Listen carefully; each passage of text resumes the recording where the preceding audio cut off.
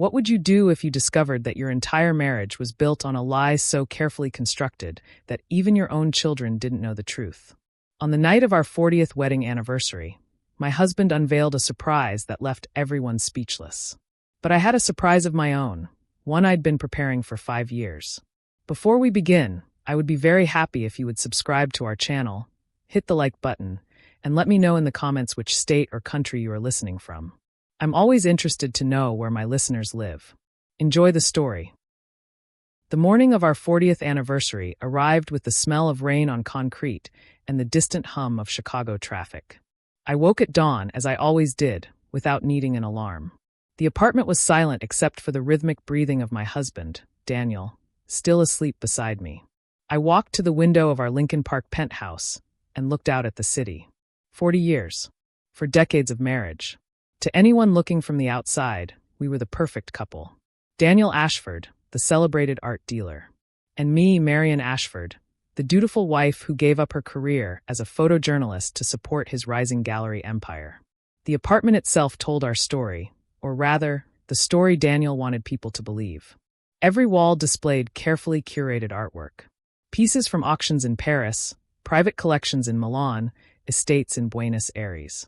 Each one came with a story Daniel loved to tell at dinner parties. He was a master storyteller, weaving tales of discovery and negotiation, always positioning himself as the hero. What no one knew was that I had become a collector too. Not of art, but of truth. And my collection was nearly complete. Marian, have you seen my cufflinks? The platinum ones. Daniel's voice carried from the bedroom, already holding that edge of impatience I'd grown so familiar with over the years. In the leather box on your dresser, I called back, not moving from my position by the window. I polished them yesterday. He appeared in the doorway, already dressed in his tailored charcoal suit. At 65, Daniel was still handsome, with silver hair and the kind of confident posture that came from never being told no. He looked at me briefly, and I waited for him to acknowledge what day it was. The caterers will be here at 4, he said instead, adjusting his watch. Make sure they set up in the main gallery space, not near the windows. The light will ruin the presentation. Not, happy anniversary, Marian. Not, how are you feeling about tonight?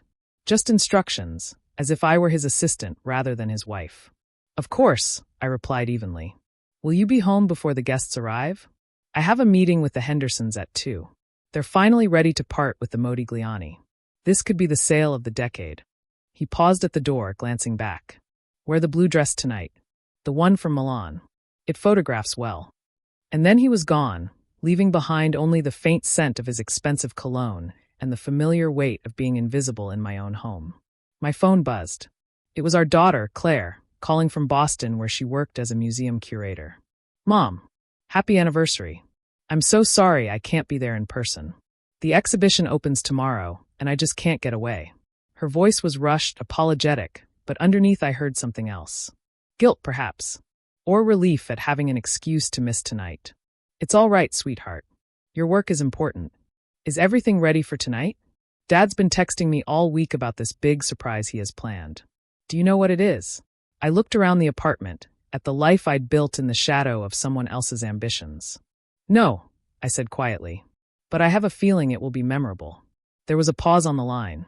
Claire knew me too well. Mom, are you okay? You sound different. I'm fine, Claire. Better than I've been in years, actually. And that was the truth. For the first time in decades, I felt clarity. Purpose. I should go. The caterers will be here soon. After we hung up, I walked to my small office, the one room in the apartment that was truly mine. Behind a reproduction of a Vermeer painting, there was a safe. Inside that safe was a folder. And inside that folder was everything I needed for tonight. I opened the safe and removed the folder. It was burgundy leather, expensive, the kind Daniel would have chosen himself. Inside were documents I'd gathered over 5 years. Bank statements, property records, emails printed on archival paper, photographs with dates and locations carefully noted on the back. And then there was the other item, the one that had started everything. 5 years ago, I'd been cleaning out the storage unit we kept in the building's basement. Daniel rarely went down there. It held old inventory from the gallery, pieces that hadn't sold, frames that needed repair. I was looking for our wedding album, wanting to show Claire some photos for a project she was working on. Instead, I found a painting. It was wrapped in cloth, hidden behind a stack of empty frames. When I unwrapped it, I stopped breathing. It was a portrait, oil on canvas, exquisitely done. A woman, maybe in her early 30s, with dark hair and knowing eyes. She was beautiful in that effortless way some women are, wearing a simple green dress, sitting in what looked like a garden somewhere warm. Somewhere with palm trees and bright flowers. But it wasn't the painting itself that made my hands shake. It was the brass plate on the frame. It read, Isabella Amor Eterno. Isabella, eternal love. And beneath that a date. The same year Daniel and I were married. I took the painting back upstairs. I didn't confront him. Not then. Instead, I did what I'd always been good at. I investigated. I researched. I followed threads that led me to places I never wanted to go. And I found her. Isabella Moreno. She lived in Buenos Aires. Daniel had met her during one of his business trips, in the early years of our marriage, trips that became more frequent longer, always with plausible explanations. She was an artist herself, which was how they'd met. She'd painted her own portrait, and he'd kept it, hidden away but never truly abandoned. But that wasn't the worst part. The worst part came 3 years into my investigation, when I hired a private investigator.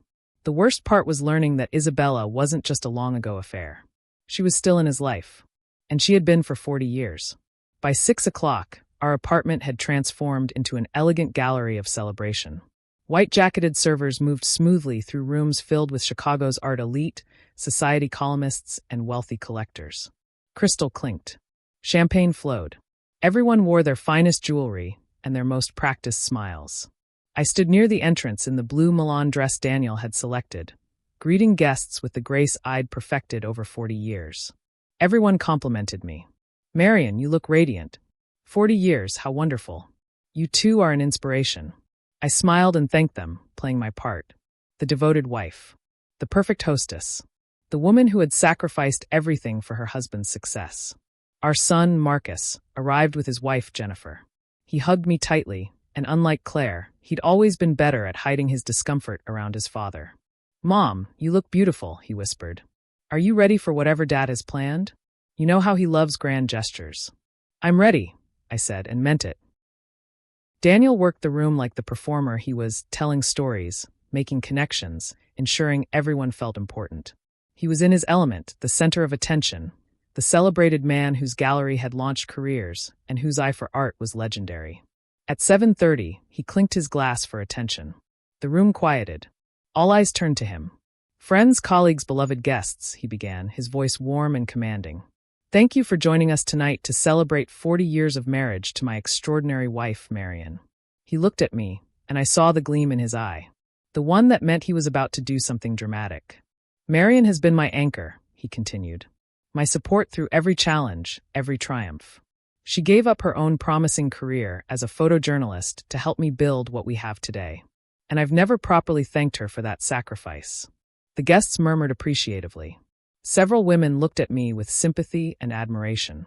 But tonight, Daniel said, his voice rising slightly, I want to share something with all of you. Something I've kept private for too long because I wasn't sure how to honor it publicly. My heart began to beat faster. Not from fear, but from anticipation. This was it. The moment I'd been waiting for.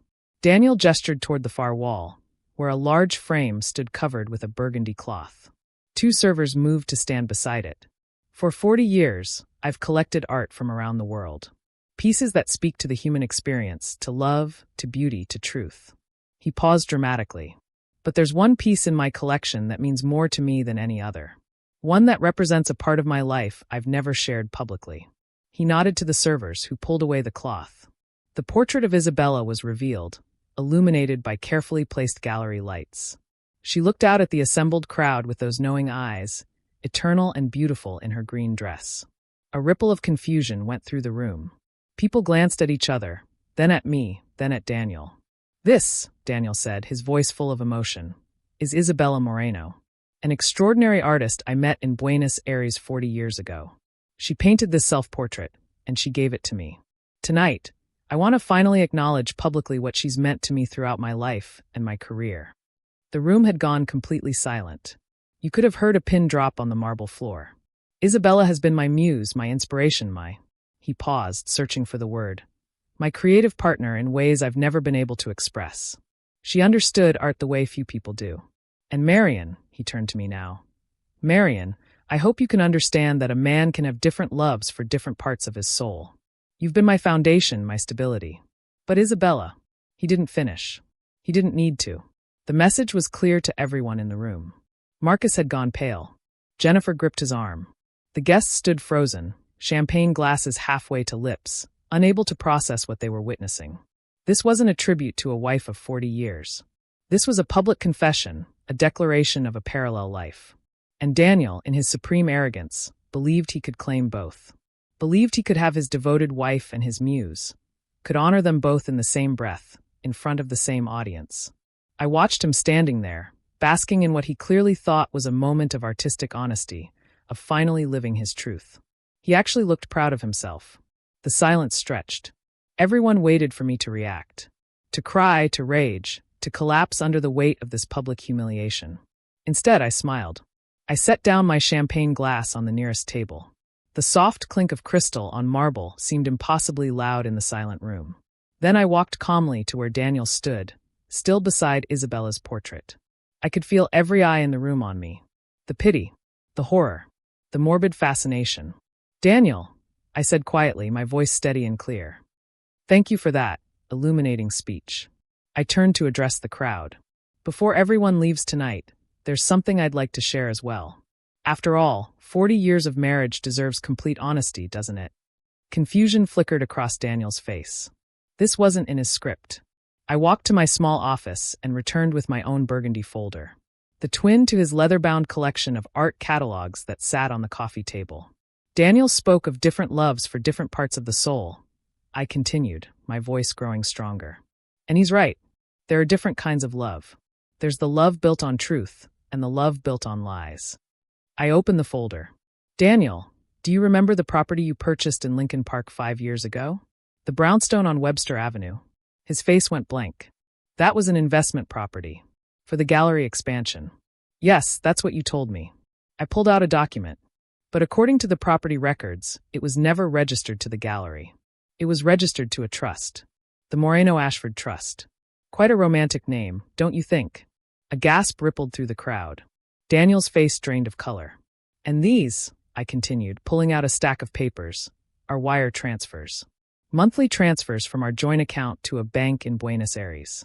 $50,000 a month for 35 years. I did the math. That's $21 million. Jennifer put her hand over her mouth. Marcus looked like he might be sick. But the most interesting discovery, I said, my voice never wavering, came from a private investigator I hired 3 years ago. I pulled out a photograph. It showed Daniel at an outdoor cafe in Buenos Aires, his arm around Isabella. They were both older than in the portrait, but the affection between them was unmistakable. The date stamp read, 6 months ago. This isn't about a muse from 40 years ago, Daniel. This is about a double life you've been living our entire marriage. Isabella isn't just artistic inspiration. She's your partner, your companion when you travel to Buenos Aires 4 times a year for business. I pulled out more photographs. Daniel and Isabella at art openings, at restaurants, walking through parks. A life fully lived, documented, undeniable. And this, I said, pulling out the final document, is the deed to a villa in Palermo, Soho purchased 20 years ago. Registered in both your names. The room erupted in whispers. Daniel stood frozen, his celebrated composure completely shattered. You see, everyone, I addressed the crowd. My husband is absolutely right. He does have different loves. He has the life he lived here with me, built on my trust and my sacrifice. And he has the life he lived in Buenos Aires with Isabella, built on our money and his lies. I wasn't finished. I pulled out one more photograph, and this one I held up for everyone to see. It showed a young woman, maybe 30 years old, with Daniel's eyes and Isabella's dark hair. This is Sophia Moreno-Ashford, I said. Your daughter, Daniel. The one you've been supporting with our money for the past 30 years. The one who lives in that brownstone on Webster Avenue. The one who graduated from the School of the Art Institute 3 years ago with a degree in fine arts, fully funded by the trust you created. Marcus made a sound, somewhere between a gasp and a sob. His sister. He had a sister he never knew about. Daniel finally found his voice. Marion, I can explain. This isn't, You don't understand the complexity. No. I cut him off, my voice sharp as glass. You don't get to explain. Not anymore. Because here's what you don't know, Daniel. While you were building your double life, I was building something too. I was reclaiming mine. I pulled out a different folder, a legal document. This is a dissolution of marriage petition, filed 3 weeks ago. The court date is set for next month. But more importantly, this is a complete forensic accounting of every asset we supposedly own together. I looked around the room at the assembled guests, many of them Daniel's clients and business associates. You should all know that this apartment, the gallery, the inventory, the vehicles, even the art hanging on these walls, none of it is jointly owned. It all belongs to the Hartley Trust, a trust established by my late father when Daniel and I got married. I saw the realization dawning on several faces. Daniel had built his empire, but he'd built it on my foundation. Literally. My father was a smart man, I continued. He didn't trust Daniel from the start. So every property, every asset, was placed in my name only. Daniel has been the gallery director, the public face, the celebrated art dealer. But legally, he's been my employee. An employee who's been embezzling from the company for 35 years. The word embezzling landed like a bomb. Several guests began edging toward the door. The $21 million transferred to Buenos Aires? That's corporate theft. The gallery's insurance policies, retirement accounts, operating capital, all of it diverted to support a second family. Daniel's legs seemed to give out. He sat down heavily on the nearest chair, his face ashen. I've already filed a criminal complaint, I said quietly. The FBI's art fraud division is very interested in some of your other business dealings, Daniel. Particularly the paintings you've authenticated that may not be quite as authentic as you claimed. The party dissolved rapidly after that. Guests fled as if the apartment were on fire, barely offering goodbyes, desperate to escape the epicenter of scandal. Daniel sat frozen in his chair, staring at nothing. The portrait of Isabella looked down on the wreckage, her painted eyes suddenly seeming less romantic and more accusatory. Marcus came to me, his face pale but his jaw set. Mom, why didn't you tell me? All these years. Because I needed to be sure, I said gently.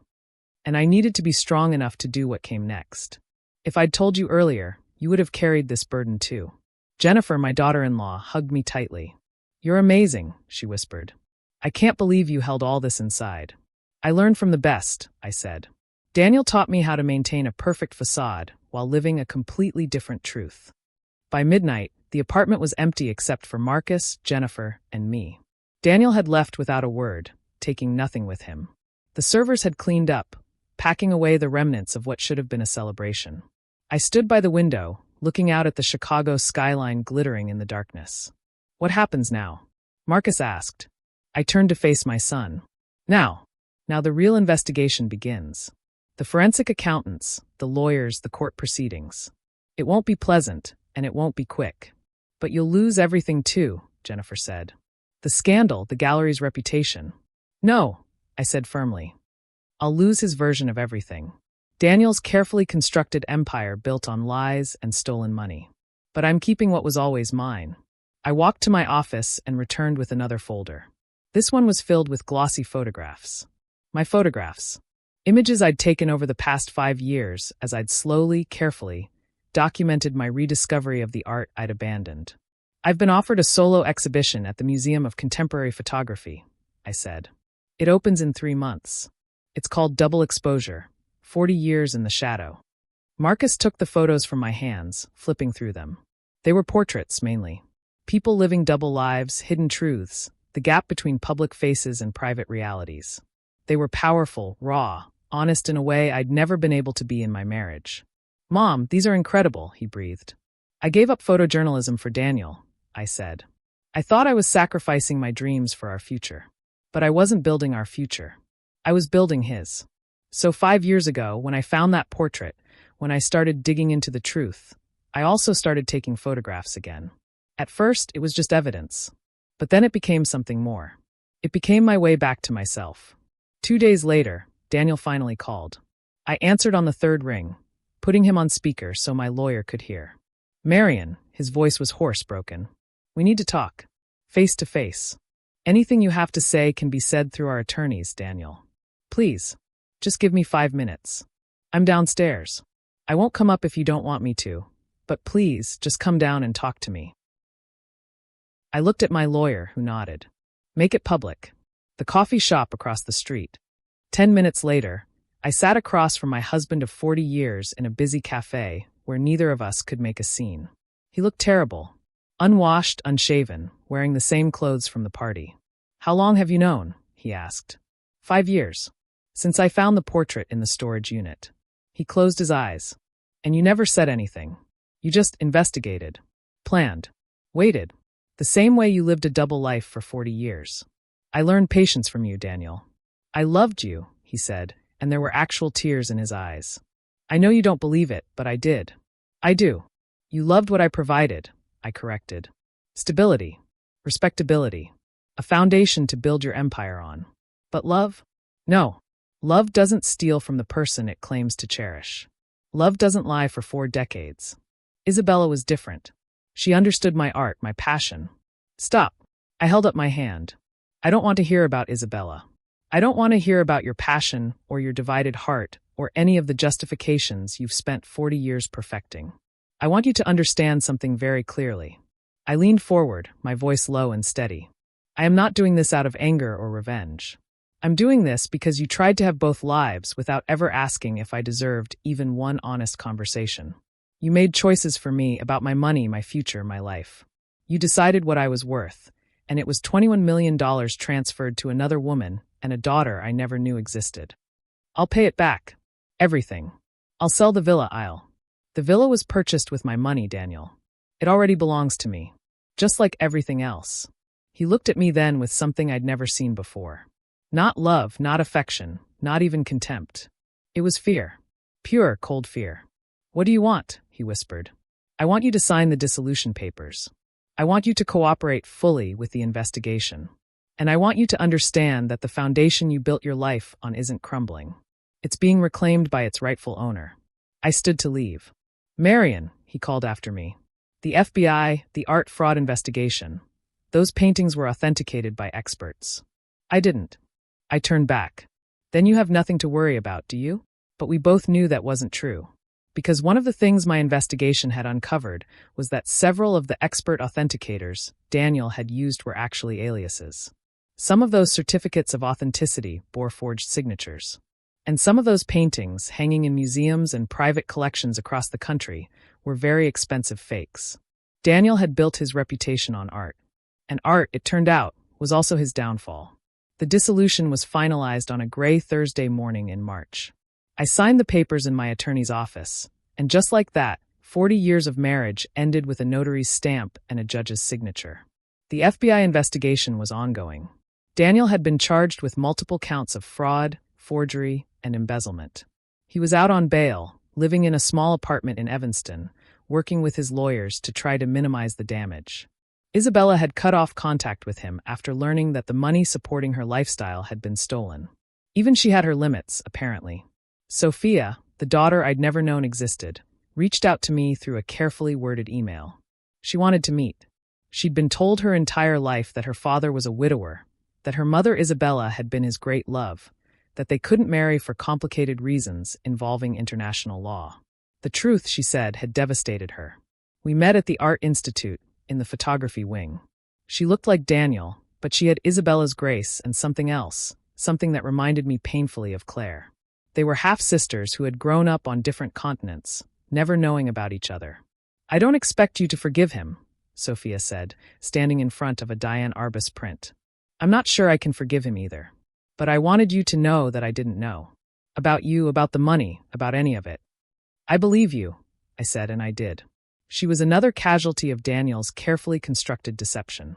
Your exhibition, she said hesitantly. I saw it last week. It's extraordinary. The way you capture hidden truths, the spaces between what people show and what they hide, it's devastating and beautiful. Thank you, I said. And then, before I could stop myself, would you like to get coffee? We talked for 2 hours. She told me about growing up in Buenos Aires, about her art, about the confusion and anger she felt toward both her parents. I told her about Claire and Marcus, about the life I'd lived in Chicago, about rediscovering photography. We didn't become family that day, but we became something. 2 women who had both been deceived by the same man, finding an unexpected connection in the wreckage he'd left behind. My exhibition was a success beyond anything I'd imagined. The critics called it raw, unflinching, a masterwork of documentary storytelling. People stood in front of my photographs and saw their own hidden truths reflected back at them. The museum extended the show for 3 months, and then a gallery in New York expressed interest in representing me. Claire flew in for the opening. She stood with Marcus and Sophia in front of a photograph I'd titled The Foundation. It showed the skeleton of a building under construction, the steel beams and concrete supports that would hold up everything built above it.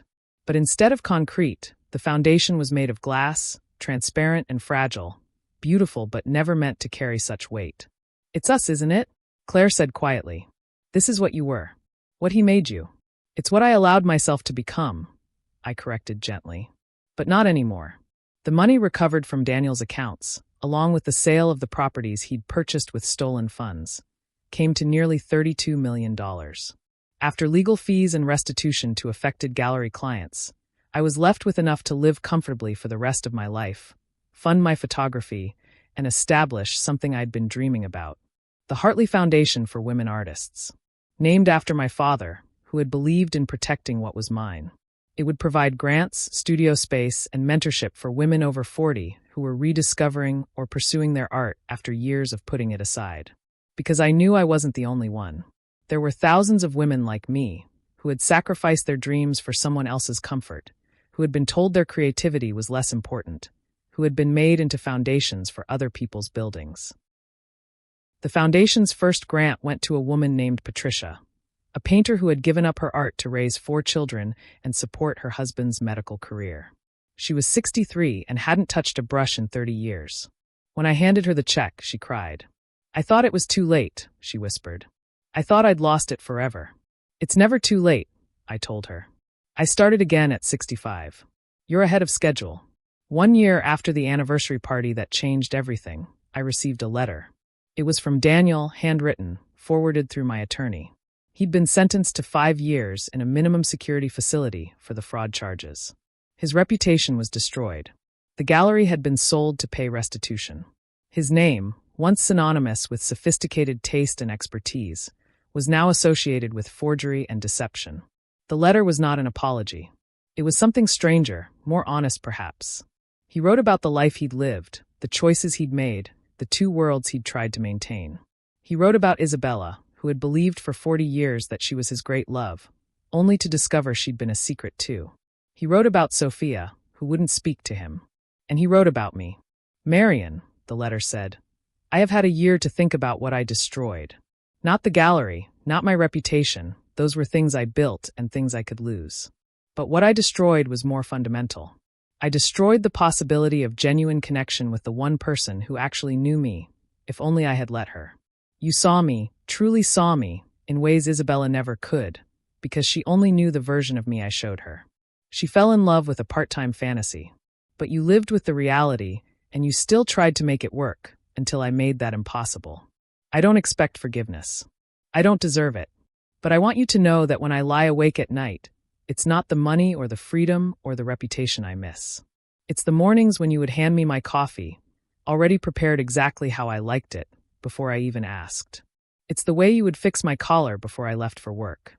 It's the sound of your footsteps in our apartment, moving through spaces you'd made beautiful without ever asking for credit. I took a foundation and mistook it for granted. I took devotion and mistook it for duty. And I took love and mistook it for something I could file away in a separate part of my life, like art in a storage unit, to be visited when convenient. I was wrong about everything that mattered. I hope your exhibition is the success you deserve. I saw the reviews. They said you capture the truth of hidden lives. I suppose I made you an expert. That's the only thing I ever really gave you, and I hate myself for it. Daniel. I read the letter twice, then put it in a drawer. Not in the safe, not in a folder marked as evidence, just in a drawer with other papers that might matter someday or might not. I felt nothing reading it. No satisfaction, no anger, no vestige of the love I'd once felt. It was like reading a letter from a stranger about a life that belonged to someone else. Because in a very real way, it did. That old Marion, the one who had waited patiently, who had made coffee just right, who had fixed crooked collars and swallowed disappointments, she was gone. Not destroyed, not broken, but transformed into someone new. Someone who woke up each morning and decided how to spend her day based on her own desires, not someone else's needs. This morning, I woke up in my new apartment in Wicker Park. It's smaller than the Lincoln Park penthouse, but it has something that place never did. Light. Enormous windows that face east, flooding every room with morning sun. I've turned the second bedroom into a darkroom. Old school, chemical-based film development. There's something meditative about watching an image emerge slowly from blankness, taking shape in the developer tray, becoming solid and real. Claire and Marcus both came for dinner last week. Sophia joined us. It was awkward at first, but then Marcus made a joke about how we should call ourselves the Ashford Survivors Club, and somehow that broke the ice. We laughed until we cried, purging years of tension and secrets and pain. My second exhibition opens next month. This one is different from the first. Where double exposure was about uncovering hidden truths, this new show is about reconstruction. It's about the pieces of ourselves we think we've lost, and how we gather them back up, one by one, and build something new. There's a photograph I took last month that will be the centerpiece. It shows a woman's hands, old hands with age spots and fine wrinkles, carefully piecing together a mosaic. Each tile is a different color, a different texture. Some are chipped, some are worn.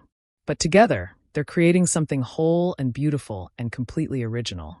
Those are my hands. That's my mosaic. I thought for 40 years that I was a foundation, something meant to be built upon, to be useful, to support the weight of someone else's dreams. I thought my purpose was to be strong enough, steady enough, quiet enough to hold up whatever structure was placed on top of me. But I was wrong.